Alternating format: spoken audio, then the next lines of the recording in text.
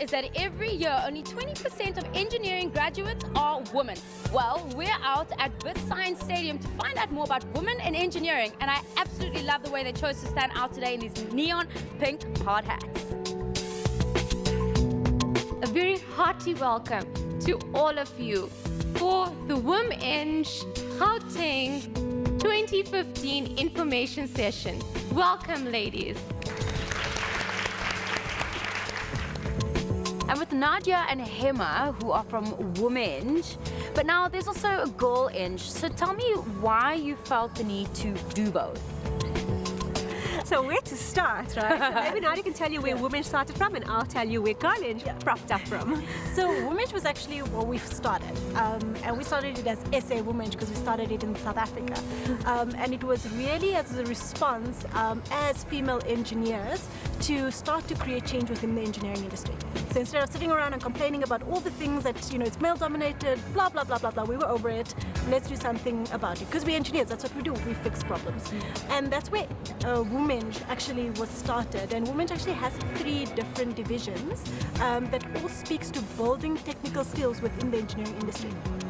And so you can't start a skills pipeline without starting at the beginning. So A very good place to start, as they say. yeah, right, the very beginning, right? So that's just it, you know, having started at university level, we said we need to really tap into the talent pool at grassroots level. These girls, I mean, how many girls do you know who are putting their hand up and saying, yeah, I want to be an engineer? Both of us, for example, chose engineering for all the wrong reasons.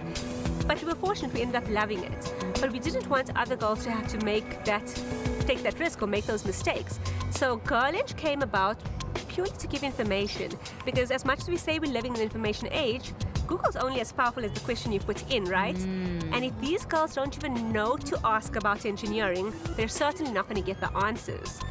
Now, Nadia, you've had a few rock star moments thus far. I mean, you were voted Forbes magazine top 20 young power woman in Africa. What does that mean to you? So it was really surprising because I was just like, what? Forbes magazine? And then I was like, why not? We have done some amazing work at WomEng, and I think it's really a testament to that and our teams. We launched SA WomEng, which then became WomEng because we were doing some really great programs in South Africa. And then last year launched WomEng in Kenya. We're going to be launching WomEng in Nigeria, in the Middle East and Turkey. And so when Forbes said Africa, I could live up to that mantle and say, yeah, because we are changing the African continent by inspiring female engineers and creating engineering leaders on the continent. So you mentioned the word mantle, and I'm hoping that both of your mantle pieces will be full of beautiful accolades in the future. And here's to not just surviving, but thriving.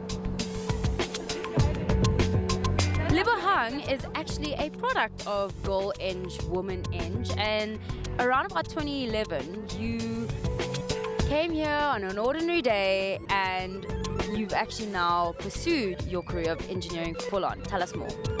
In 2011, when I was in high school, that's when I was first introduced to GirlEng. The whole idea for me wasn't really to become an engineer. I wanted to study medicine. That was my first choice.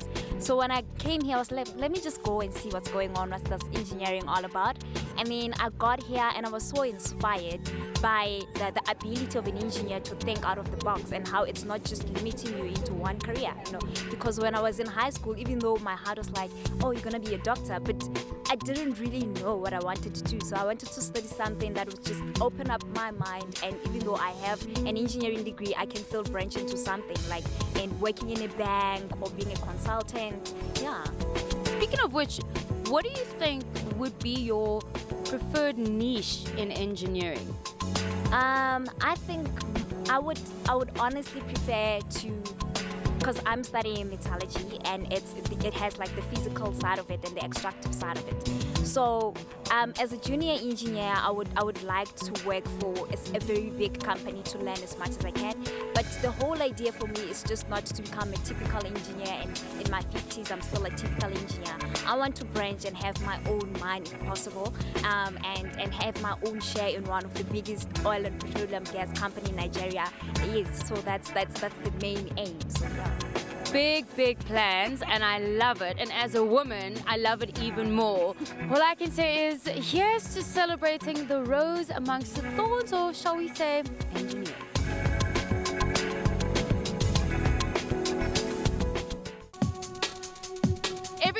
Goalposts are being moved, barriers broken, and obstacles conquered. This is Edge. Join us again next week, Wednesday at 7 p.m. Don't forget, you can find us on social media, YouTube, Facebook, and an all-important hashtag, EdEdge.